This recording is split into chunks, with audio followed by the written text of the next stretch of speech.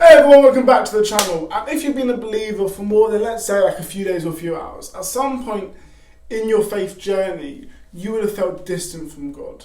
And it's one of those things that's really hard. Like, you would have felt very distant, like he's suddenly gone, and you're doing the same thing that you've always done, but suddenly God feels distant. And first, I want to say that's not really, you don't need to feel bad about it, you don't need to feel guilty about it. Everyone at some point feels distant from God. Even when Jesus was down on the cross, at some point he went, "Father, where are you? Why have you abandoned me?" He felt distance from God too. Everyone does feel distant from God at some point, but it's not because God's taken a step away, it's because we've taken a step away. And I put a list together of 3 things, what kind of happens sometimes when you feel distance from God, what you can look at, you can check and see if that's why you feel distance from God, and see if that could help you. You know when you get something new and you love it? Like for me it's clothes. Let's say I get a new hoodie and I'm loving it. I'm like, this is the best hoodie ever. I'm never going to get a different hoodie. This is my favourite hoodie. I couldn't love anything else as much as I love this hoodie. But then you go on Instagram 2 days later and Off-White just dropped a new hoodie. And you're like, oh, I still really love this hoodie a lot, but this Off-White hoodie is really good. It's not that you don't love your old hoodie, it's that your eyes have stopped paying attention from your old hoodie, what's still amazing, but to something else. Your eyes have been drawn from the old hoodie to something new. And this can happen with God. This can feel like God a lot. You can give your life to God and think about, God, I'm going to give you everything away, I'm Christian. But then, after a few days or a few months or a few years, something else comes into your life and your eyes get distracted. Something else comes in. It could be people, it could be games, it could be anything. And as I'm speaking, the thing what's probably coming to your life, what's distracting you, is probably in your brain right now, and that's probably it. It's not that you've stopped loving God, but your eyes have not turned from looking at God, feeling going, God, I'm giving it all to you, woo! But looking at something else, and your perspective and your eyes aren't looking at God fully anymore because this new thing's coming into your life. And this is why God can sometimes feel distant. Because our heart has changed from looking all at him going, woo, God, I'm going for you, I'm going for you. And your heart's just adjusted a bit, going, God, you're amazing, but ooh la la. And that can happen so often that we start to feel distance from God. Not because he's moved. Look, you're God right in this situation. You haven't moved. But my heart posture's gone from God and giving you everything. Woo, go God. And yet my heart posture just changed a bit. And I'm looking directly at this. It's not that you've gone anywhere, it's just that my eyes and my heart has changed its focus. And that happens a lot. And that's one of the reasons why we can feel distance from God. Not because he's moved, but because our heart's moved. So first off, when you're feeling distance from God, check your heart. Where's your heart at? What are you looking at? Not like physically, but what are you thinking about the most? Where are you going to the most? Where is your heart and who has your heart? And if you feel like this and you've realised your distance and you realise your heart's in a different place, it's easy to line it back up.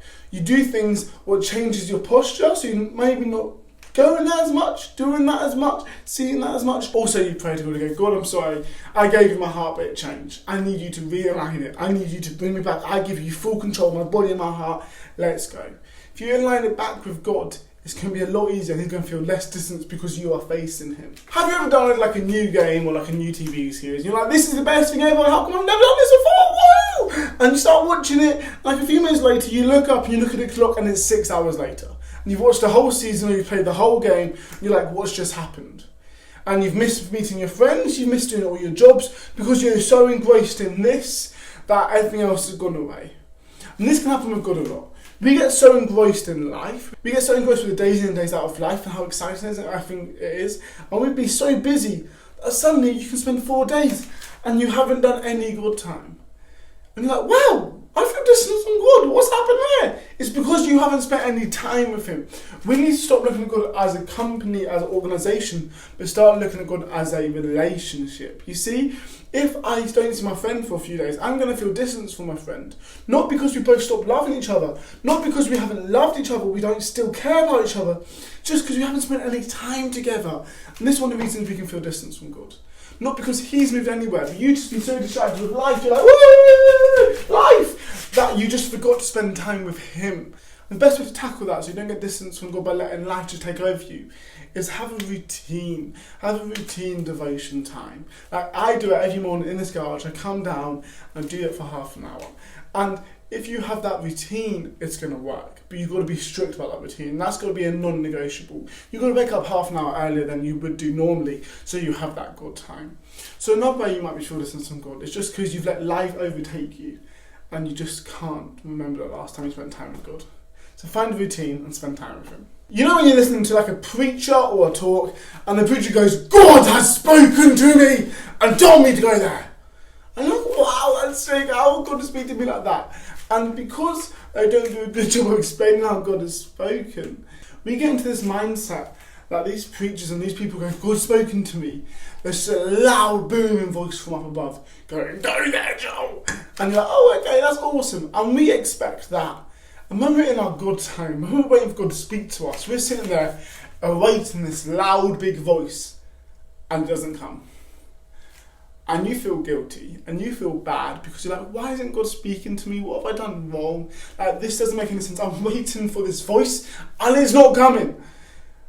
And that's because that's not the only way people listen to God. And that's not the main way. That's hardly ever happens how God speaks. God hardly ever opens the house and goes, go there! That's not really how God speaks. God speaks so many different ways, but because we're unaware of the ways God speaks and we're only waiting that one thing, we just lose it. We lose what He's saying because we can't hear it. It's like a radio. I could tune a radio expecting a radio station to come, but if I'm not on the right frequency, no matter how much I expect this radio station to come, it's not going to play because I haven't connected in right.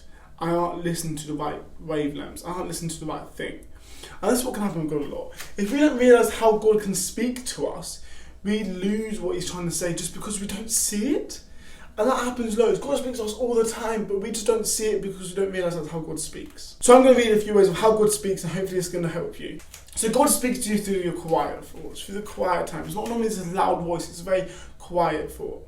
It's a very quiet voice. So it's a thought. It's those thoughts that come into your head are like, oh, why is that there? I didn't really think of that.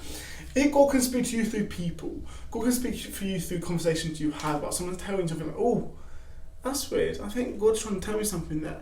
God can speak to you through your decisions. God can speak to you. God can speak to you through your situations and what's going on there, and realize, oh, I can see God there. God can speak to you through Jesus, through the Bible. So one of the main ways God speaks to us is through this Bible. We just don't open it. One of the main ways God's trying to speak to you is if you read the Word and words from Him, like, wow, that affects my life. Wow. And that's one of the main way God speaks to us is through the Bible. It's through the Bible. God speaks to you through music. He speaks to you through all these different ways, and it's not just this loud voice. So you might feel distance from God, but it's not because God's not speaking to you. It's because you're not listening to the right wavelength. You need to sit down and realise God can speak to me all these ways. I can't just expect this one way. What hardly ever happens. So next time you're in Bible time, next time you're in a quiet time, realise where God can speak to you and try and realise if He is speaking to you. You need to tune into the frequencies of all the different ways He can speak to you and not just expect this loud voice, but expect all these ways, and God's going to speak to you loads. So there you go. There's a few things about why some people feel distance from God and how you can tackle that and how you can counteract that. I hope it really helped. If it did help, please share with someone. Please post it somewhere or send it to someone, and hopefully someone else can help this. Thank you guys so much for watching. I really appreciate your support recently. Make sure you subscribe, like, comment, all that stuff. And I'll see you next time. Peace.